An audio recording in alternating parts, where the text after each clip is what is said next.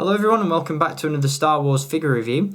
Today we're going to take a look at some more Black Series 6-inch figures, and in today's review we're going to take a look at another character from Rogue One, A Star Wars Story. In today's video we're going to take a look at none other than this guy. This is of course the reprogrammed Imperial security droid K-2SO. This is an absolutely phenomenal figure. Words can't even begin to do it justice. So I hope that showing this one on camera to you really shows off the detail and just the overall awesomeness that this figure brings to the table. In my opinion, this is one of Hasbro's best and most standout figures from the entire 6-inch line, and it definitely ticks all the boxes in terms of articulation, detail, overall execution. This is just a figure not to be missed. It's, leaps and bounds better than the 3 3/4 inch release. And if you only want one K-2SO figure in your collection, this is the one to get.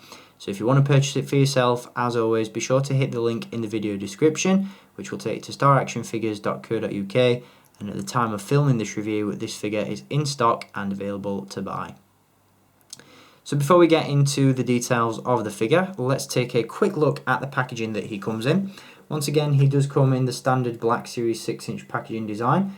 We have the Black Series logo featured at the top, some very nice artwork in the bottom corner, a brief description of the character on the back, as well as the Black Series logo once again, and the number in the series.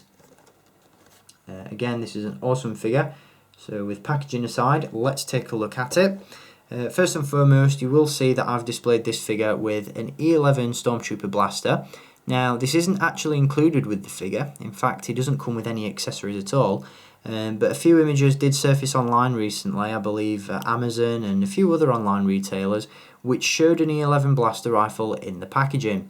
Now, I'm not entirely sure whether that was a mistake on Hasbro's part or whether that was a brief variant that never made it to retail.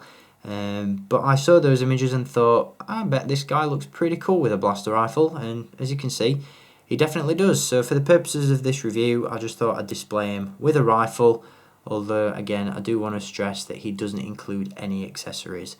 That's not a negative drawback by any means. For me personally, I don't think this figure needs any accessories. Obviously, he doesn't use any in the film, at least that we know of.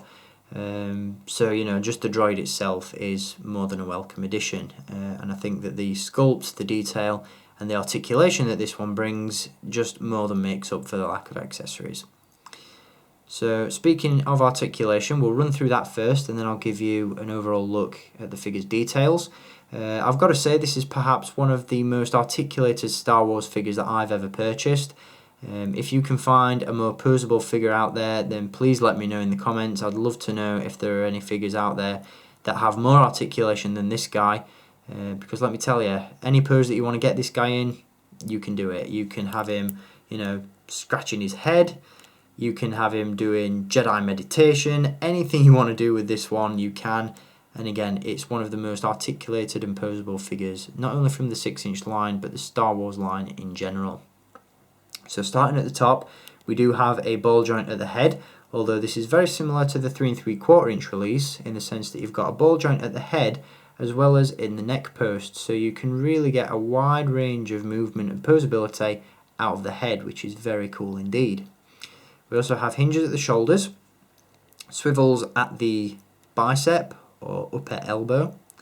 We have hinges in the elbows themselves, swivels at the forearms, hinges at the wrists, a ball joint at the torso, although it's a very tight joint.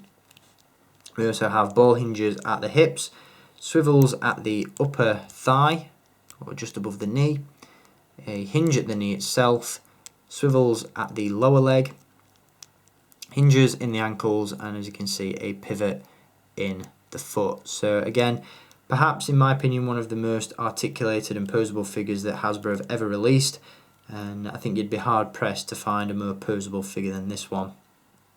What I really like about this figure as well is the fact that in the movie, the joints on the character are in fact hollow, and what Hasbro have done to replicate this is they've included translucent plastic in the joints just to give the illusion that those joints are indeed hollow, which is really, really cool. I have heard reports in the past that translucent plastic tends to be a little bit brittle, a little bit fragile, But from what I've experienced with this figure, there doesn't seem to be any issues there, and I think that's a really ingenious way of creating a hollow look to the figure.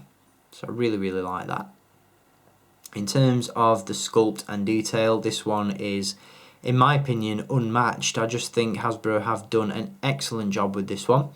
Not only have we got some fantastic detail in the head, as you can see there, but there's some stunning detail in the sculpt on the torso, on the arms, as you can see in the midsection as well. You've got all those robotics, plating, all that sort of stuff going on. That continues around the back. You've got the O-1, or the oil plate on the back, very similar to the Stormtroopers. Got a couple of antennas just above that as well. Some vents and nuts and bolts on the back. And as you can see, some very cool detail in the shoulder plates. As you come a little further down the figure, what I really like as well is the contrasting colour. You've got these really nice yellow stripes just above the thigh and also around the shoulders. They really stand out and add a lot of depth to the figure. You've got the Imperial symbol printed on either shoulder, which is worn away, looking very tatty, very worn, which is really nice. And you've got some silver paint applications all over the figure just to replicate wear and tear, which again is very nice indeed. So again, I really hope that this review on this figure has done K-2SO justice, because this figure, as I mentioned, has really got to be seen to be believed. He is absolutely phenomenal, and in my opinion, one of the best figures from the entire 6-inch line. Step aside IG-88, Commander Cody, and all those other cool figures that we've seen in this line. You've got a replacement. This is, again, just a flawless figure, and I can't say enough good things about it. So all in all, an absolutely top-notch figure.